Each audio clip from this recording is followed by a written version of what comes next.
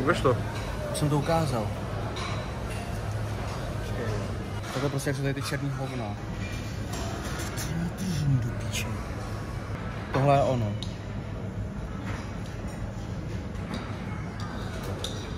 Takže nemůžu natáhnout ruku. Takže ruším zápas a neruším ho nikdy. Takže nebudu moc dávat zadní úder asi. Potřebuješ zadní úder k výhře? Já nevím, tak zatím jsem všechny zbyl zadní rukou vždycky.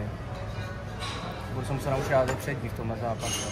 Počkáme na mýho kamaráda, vole, až přijede. To přijde brzo, za mě nebude jak si. Takže to je tady to. Ne to, chtěl jsem říct, že změnili se mi hodně soupeřů. No a nakonec jdu teda s tím Krishan Rawat, pokud je taky obrovský. Tak s tím jdu a nemůžu mlátit zadní rukou, takže hodně dobrý. Nevím, co bych řekl k němu, prostě Krishan Rawat, je zkušený oponent a Zoula prej s ním nechtějí. Líbí se ti tam? Kde? No u nich. No. No ten fízl, že jo, jak ze mnou šel. Mu říkám, že tady jedu ke kamarádovi, když dělal váhu místo. Já ti tady vyložím a zaparkuju to někde, brácho.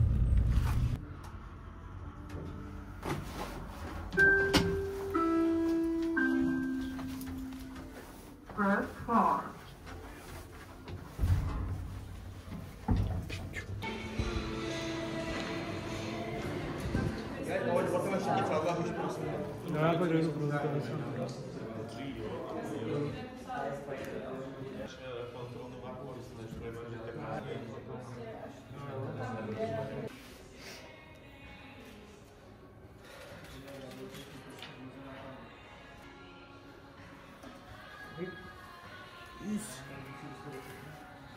Tam je doktor, co?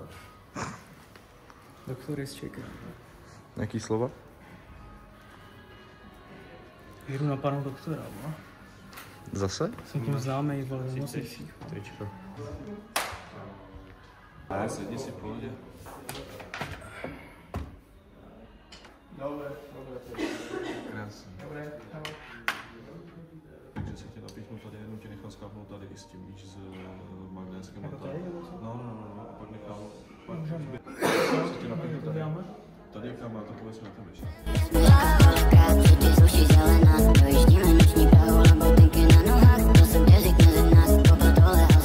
Okay, takže teď jsme dojeli, jsem doplněný, tak nějak trošku už mám lepší hlas. Jdu si dát jídlo konečně po 28 hodinách a večer na váhu, teda jakoby na face-off, veřejný vážení. Harfa. S Lukášem. Chcíplej a pak ho. Dámy a pánové, zítřejší druhý duel, první přichází Krishan Rawat. Koukám, že jste to lajkli.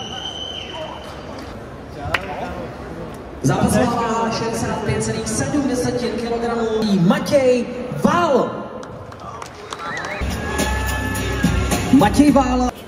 Organizací IAF a RFA. Vál a Rawat. Čeká nás 3x5 minut podle pravidel MMA. Know about your opponent? He's good, means he's young, and for me it's like a new experience. Okay, thank you so much. Úplně se ucíbe, pak A úplně si říkám, že úplně jsem chcíplý a pak jenom ha. Ne, tak přijeli jsme na místo, takže to za chvíli tapy a jenom čekat na fight.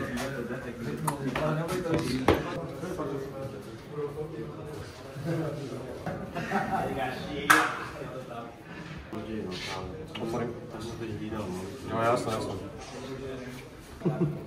Počul, bol som pracoval pre GCF, ale Gorilla Fighting Championship, čo má Khabib, vieš. Vidíš na prste. A zlomím ruku. Aký mám? Já jsem na to nezapomněl. Jo. Co vidět? Ne, když někam tam. Přišel Bček. Přišel Kuba jenom koupit. řídit lístek. Fakt to. Tak jo, pojďme. Ale dobrý, a Lukáček. 2 hours later.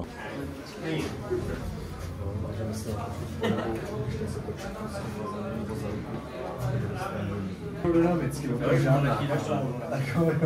A to je totiž bylo nesmírný. A že se neudělá jako by těm trefil. To čekal, že to ještě nedá. Ne. No, oba mám, jako nikdy jsme... Tak jsem zvědavý, jestli to bude dál, tak jak to bude vypadat potom ten zápas.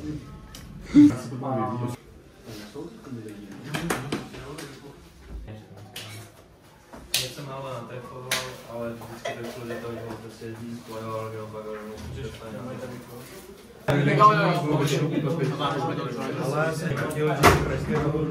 Píčo, jako. Ahoj.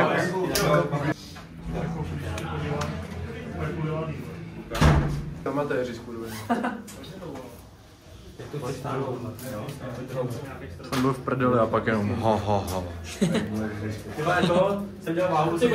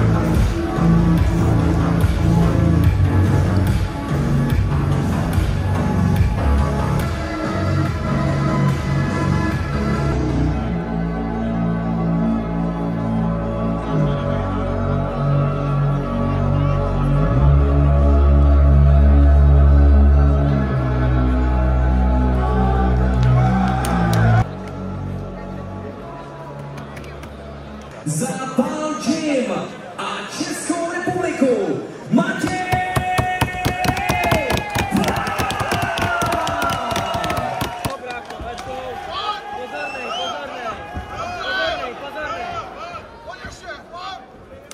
Pohyb.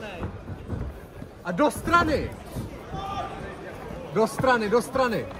Klidnej pohyb, bráko, klidnej. Klidu. A teď, Pěkný. Krásný. Máš ho. Furt za ruku. Ano. Tak, za ruku, jo. Pěkně. Hej. A zase do strany, jo. Hezky. Máš minutu za sebou, Matěj, jo. Klidu, pokračuj v tom stejném tempu. Ano, lehkej na nohách, jo, a do strany. Hezky. To je ono, uděj si tam místo. Máš 2 minuty za sebou, Matěj, 2 minuty. Ano, hezky, prostor pro kolena, ano. Hezky, to je ono. A máš loket, Matěj, máš loket. To je ono, hezky. To je ono. Hezky, Matěj. Furt ho háčkuj ho, to je ono. Byť jsou oba dva borci aktivní. Tomáš Kohut to sleduje z minimální vzdálenosti a tohle to byly 3. Tvrdý kolena na spodek a Matěj Val to cítí. Přidává další na cestu, dokázal teďka krásně otočit tu situaci a trefil.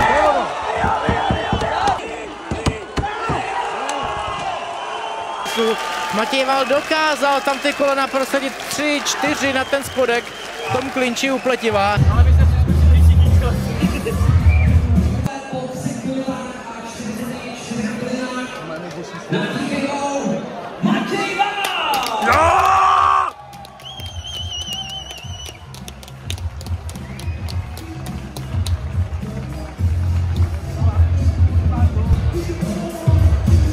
Jak jsi se dostal? Matěj, pocit rychlý. Vůbec se píše a pak jenom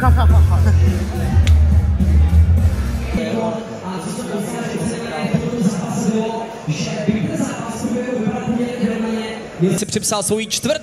profesionální výhru, je Matěj Vál. Matěj, tvůj pohled na zápas? Jo, já jsem spokojený, protože jsem si natrhl před asi 14 dny jakoby v levačce, jakoby, takže mojí zadní nějaký sval u tricepsu. Takže jsem se bál s tím mlátit, ale v tom tréninku jsem teď nic necítil. To trošku cítím, ale stejně si ji moc nepoužil. Měl jsem podle toho taktiku a vyšlo to, že jsem fakt rád.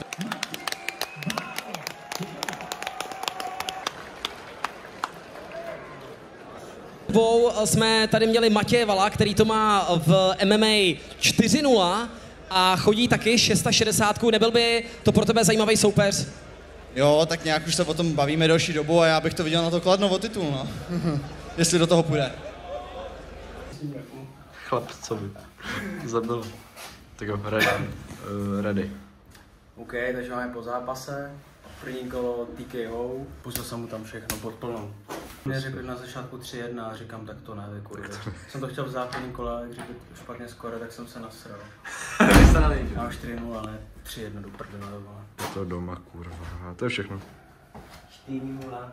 Já doufám, že mi jako vyjde ten zápas s Matějem. Jsi mohl si jít teď se mnou 6 o titul, víš co? Tady, teďko? No, kdykoliv předtím. No tak tam šlo spíš o to, aby to bylo nakladně, aby to mělo prostě... To bylo nakladně? Proč formuluješ o něco okladně, ty vole, víš co? Cože? Nakladně. Já to taky nemám před svým barákem o titul, víš co? Tak tam nejezdí na to Kladno, nikdo tě nenutí. Vím, že když nejdu já, tak zase poláše. Chovej se dospěle, já nemám čas si hrát. Stejně víš, že tady není nikdo stejný jako...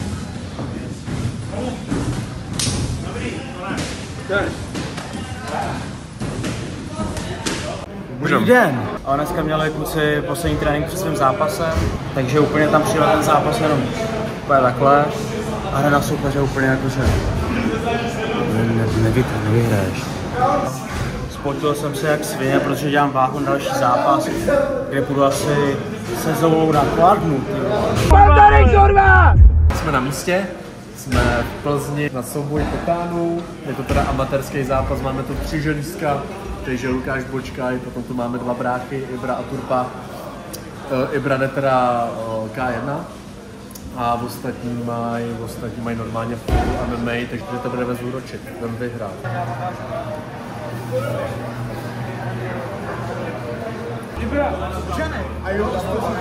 Tady se všemocný. A už se těšil od auta, šel strašně rychle, hned první, dneska bude si velká sranda. A přijel i kol se podívat. To se načkavalo, že jsem přijel. Super. Můžeš mi jakoby otevřenou dlaň? To máš, vole. Máš a jestli chtějí něco otevřít, jak jim otevřu do bočí. Jsi ready? Tak ukáž.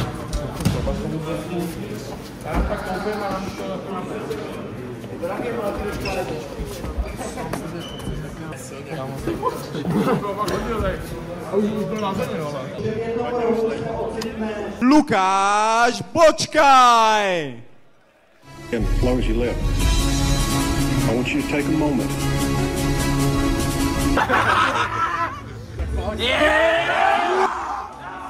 Lukáš, kurva! Ty vole, Lukáš! Kluci.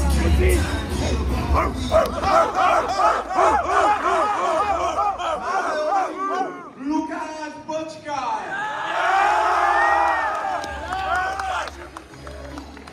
Pozveme jeho soupeře, zástupce Falcon Fighter Sokolov, pod trenérem Stevenem Krtem a Davidem Muranem. To si užiješ jak svině. To bude určitě. A jdeme na to. Hned pokus. A jsme na zemi, jsme na zemi, přátelé. jsme na zemi. Protože samozřejmě tahle To pozice není... ale mělo by to... A je to rozhodující. No, nenadarmo se jí říká vítězná pozice.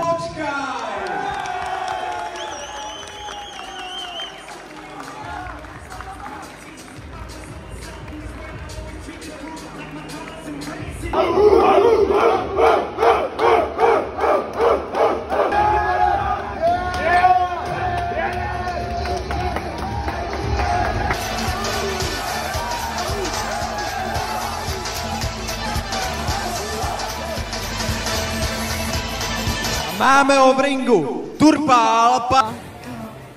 Opět předvedli vzájemný respekt i při stardownu a překvapivě byli oba dva dost klidní.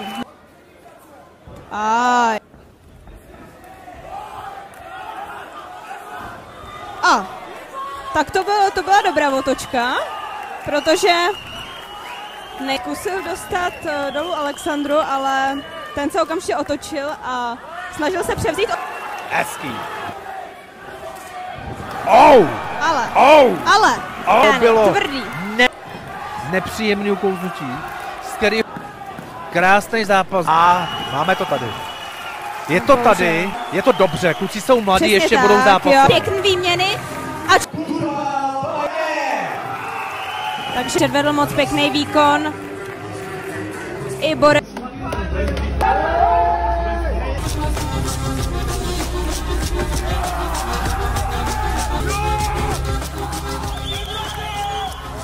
A máme ho v ringu. Ibrahim.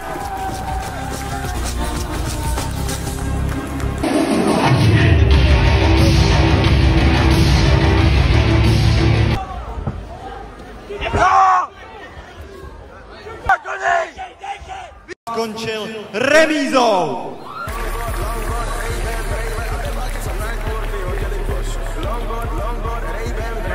Spokojený s výkonama svých svěřenců. Jo, líbí se mi tady, už je tady bordel! Je tady dobrý. Balčím bomby! Kdo tady bude prohrávat? Akorát Ibrahim vzal to poslední 2 dny a ještě k tomu je zraněný, takže nemohl prostě pořádně pak dávat rány tady to, ale myslím si, že dobrý zkušenosti a budou prostě furt výhry, takže já si spokojený, líbí se mi tady, super. Je možný, že se tady ukážeš třeba i někdy ty v roli zápasníka? Jo, chtěl jsem i dneska zaboxovat si nebo něco, ale mám ještě natržený 4x4, 2x2. Ne, ale mám něco jakoby se zadní rukou a měl jsem zápas minulý víkend, takže ještě to mám zregenerovaný, ale už je do budoucna, proč ne? Ty máš za sebou brutální zápas, který si vyhrál, měl si těžkýho soupeře, za což ti samozřejmě moc gratuluju. Jaký jsou tvý vyhlídky do budoucna a s kým by si třeba buď v té 61 nebo 600 nejradši dal zápas? Další zápas budu mít v březnu dalšího roku se Zoulou v Kladně. a potom budu chtít směřovat jakoby výš někam dál, takže tak, furt trénovat. Okay, díky moc chlapi, furt trénink! Dobrý den, já se chci zeptat, jak to dopadne já versus Zoula? Dobře. Fakt? Ale ty těžko říct pro koho. Totiž ty nevíš, že bychom taky Zoulu kamarádi. Fakt?